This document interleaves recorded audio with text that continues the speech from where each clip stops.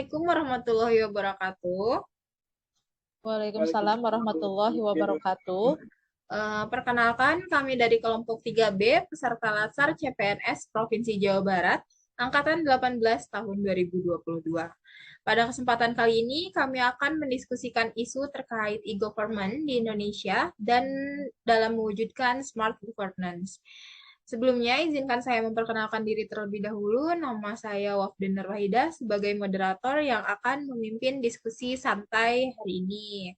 Kemudian, mangga kita perkenalkan terlebih dahulu ya rekan-rekan kita, dimulai dari Tenci, langsung lanjut ke selanjutnya saja ya. Mangga Tenci. Terima kasih Teh Wafda. Perkenalkan, nama saya Sri Nurhayati Pertiwi, perawat terampil dari RSUD Al Ihsan. Ya, hatur nuhun. Assalamualaikum warahmatullahi wabarakatuh.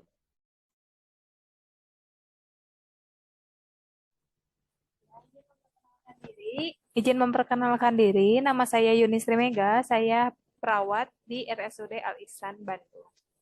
Terima kasih. Terima kasih. Perkenalkan, nama saya Muhammad Jansari Tonang. Saat ini saya bekerja di Rumah Sakit Jampang Kulon sebagai tenaga sanitasi lingkungan. Terima kasih. Saya Nurwajiris Ibrahim. Saya bekerja di Dinas Perindustrian Perdagangan Jawa Barat sebagai teknisi mesin.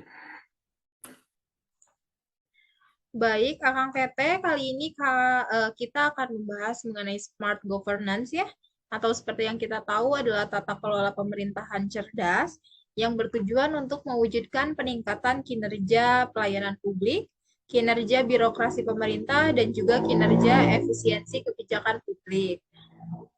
Dalam pencapaian smart governance itu sendiri didukung oleh pelaksanaan e-government, di mana kita sebagai masyarakat dapat memanfaatkan teknologi informasi dan juga komunikasi dalam proses pemerintahan untuk meningkatkan efisiensi, efektivitas, transparansi, dan juga akuntabilitas penyelenggaraan pemerintahan pelayanan publik.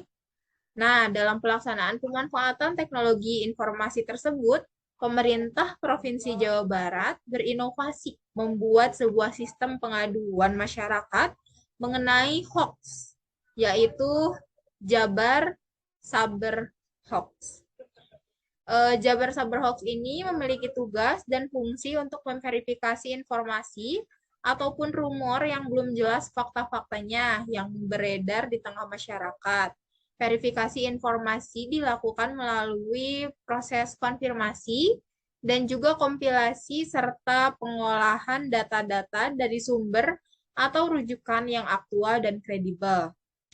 Nah, seperti yang kita tahu ya Kang Teteh ya, belakangan ini ada berita yang nggak berdasar tuh, lagi banyak-banyaknya, nggak valid juga, ataupun fitnah yang tersebar secara luas, khususnya teh di media sosial.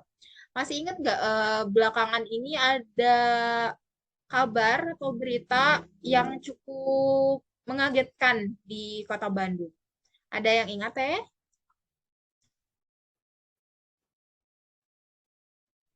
Nah, Iya, Teh. di sini ya ada ada berita katanya tuh ada HIV di Kota Bandung. Banyak banget kasusnya tuh. Hubungannya tuh ada hubungan sama vaksin COVID.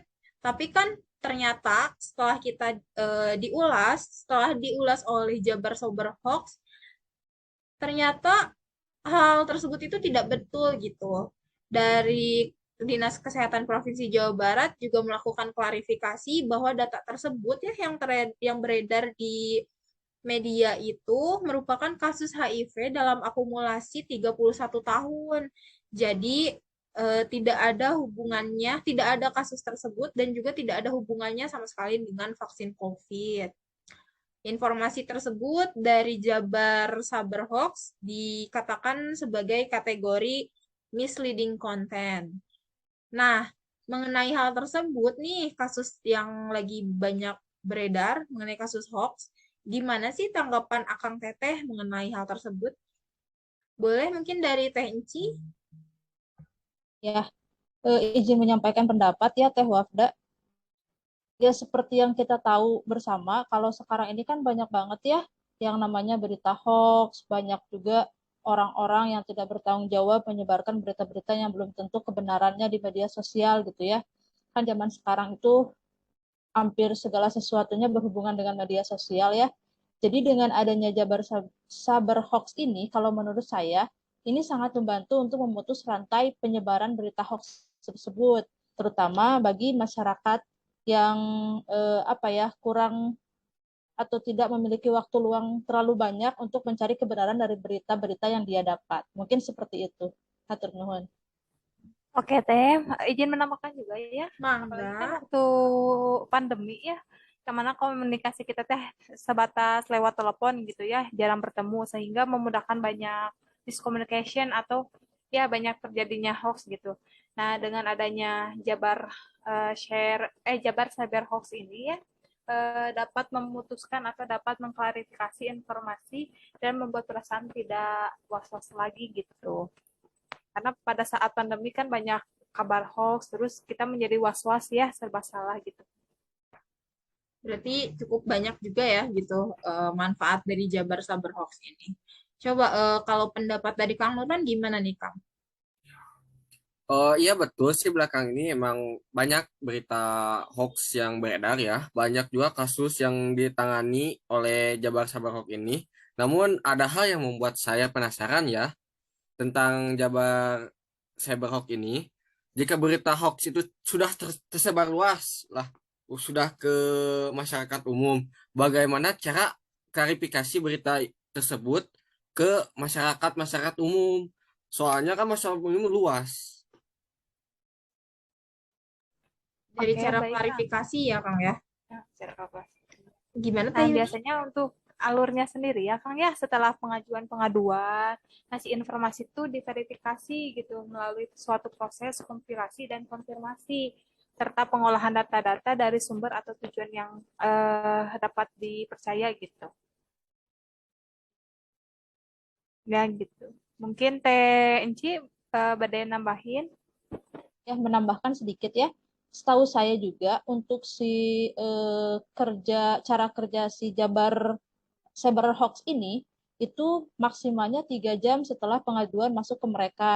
Jadi mereka akan melakukan validasi data, terus kemudian akhirnya ke klarifikasi data tersebut benar atau tidak. Itu sih sepengetahuan saya mengenai Jabar Cyber Hoax tersebut, Kang Nurwan.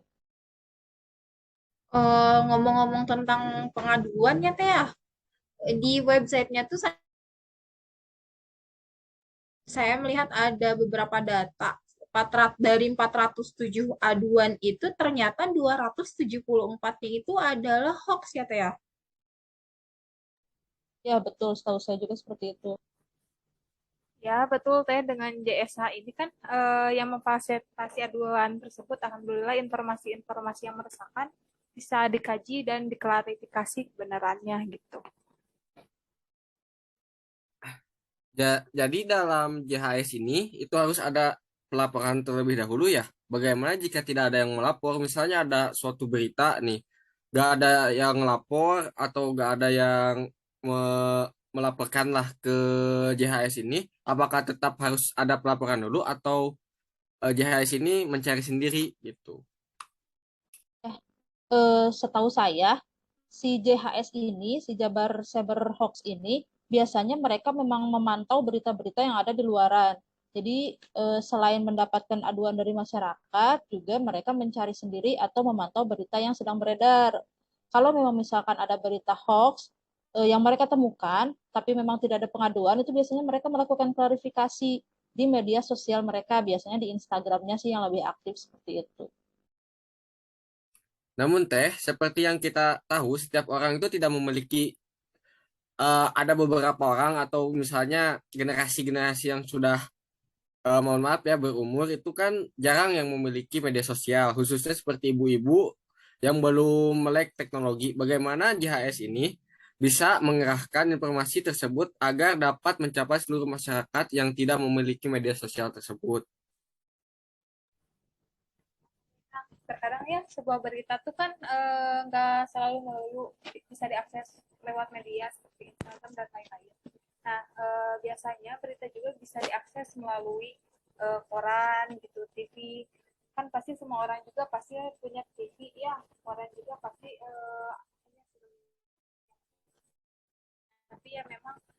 untuk penyampaiannya kan bisa lewat TV ya.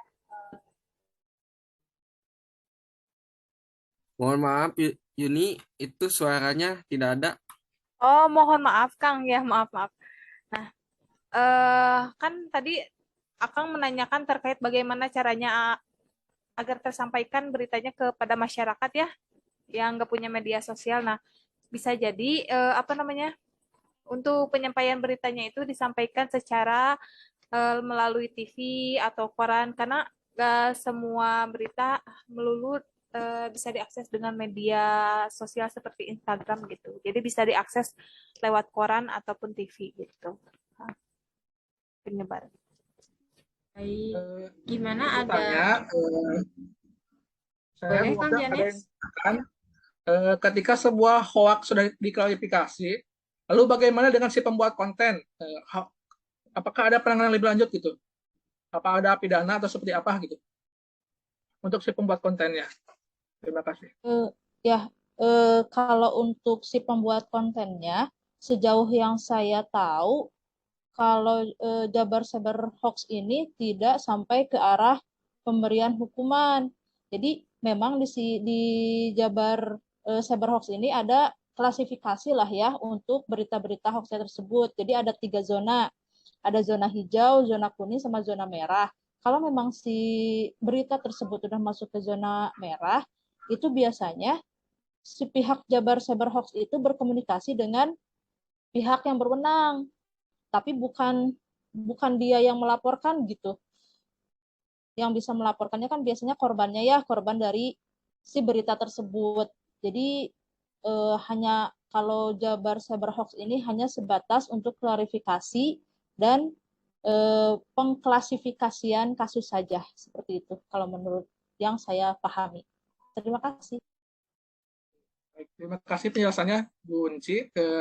Lalu untuk selanjutnya, lalu bagaimana dengan medianya gitu? Ketika sebuah konten sudah diklarifikasi ya, bagaimana dengan medianya seperti website atau YouTube?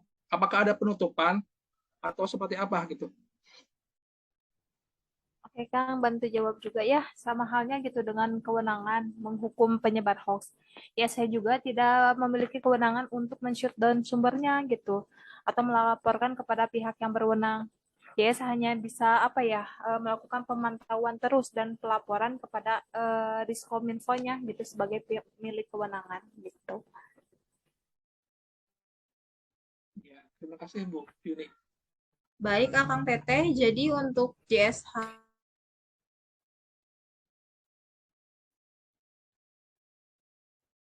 Punten Teh Wafda tidak terdengar. baik Akang Teteh, punten ya. Jadi dari JSH ini bisa kita dapat bahwa JSH cukup bermanfaat ya bagi kehidupan kita sehari-hari, apalagi dalam menyaring gitu ya, menyaring informasi yang valid ataupun yang tidak. Nih, kita nih ya Teh, Akang sebagai seorang ASN. Menurut Akang Teteh, apakah pelaksanaan dari JSH ini sudah cukup maksimal sebagai salah satu upaya implementasi e-government di Jawa Barat? Boleh, Mangga? Mau siapa yang duluan?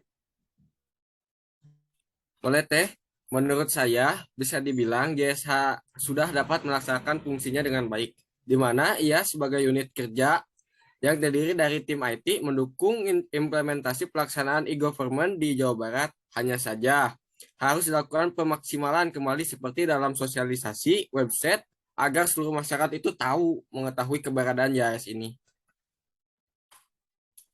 Iya, menambahkan sedikit mungkin ya. Saya juga setuju dengan pendapatnya Kang Nurwan bahwa memang tidak ya kita juga tidak bisa memungkiri ya bahwa Jabar Cyber Hoax ini memberikan manfaat yang sudah lumayan banyak untuk eh, meluruskan berita-berita hoax yang ada di luaran sana. Tapi memang dari segi aplikasi memang masih ada yang perlu diperbaiki kalau menurut saya seperti itu. Terima kasih. Ya, izin menyampaikan juga ya terkait sosialisasi. Kan kebanyakan orang masih belum tahu gitu terkait web ini. Nah, untuk memaksimalkan orang tahu gitu bisa dengan rutin sosialisasi apa ya, bentuknya kolaborasi dengan media massa, dengan iklan gitu. Misalnya ketika setelah beres apa namanya sinetron kan banyak iklan-iklan tuh, bisa tuh iklannya diganti dengan eh, sosialisasi ini gitu. Dan, atau bisa juga dibuat tutorial, mohon maaf, dibuat tutorial penggunaan alur pengaduan juga. Misalkan bisa kolaborasi dengan mahasiswa untuk menginformasikan atau sosialisasi JSH kepada aktivis masyarakat luas agar lebih menyebarkan informasi mengenai JHS ini. Gitu. Iya, saya juga setuju mengenai yang tadi disampaikan. Sangat membantu ya, bisa melihat kebijakan yang valid gitu. Seperti banyak kasus seperti di kita ya. Intinya memaksimalkan informasi mengenai pelaksanaan kebijakan publik. Baik, Kang Teteh. Jadi, seperti yang bisa dikatakan, JSH ini atau Jabar Sober Hoax udah cukup maksimal, walaupun masih ada yang harus diperbaiki ya. Nah, dari diskusi ini, wah cukup seru ya dari antusiasme Akang dan Teteh mengenai Jabar Sober Hoax ini, dan juga mengenai perkembangan hoax yang makin sini makin banyak aja, apalagi media sosial makin bejibun ya Kang Teteh.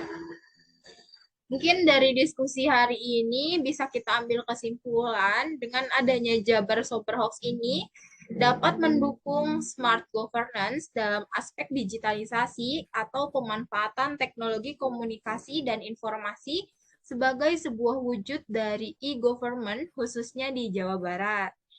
Mungkin diskusi hari ini sudah cukup sekian.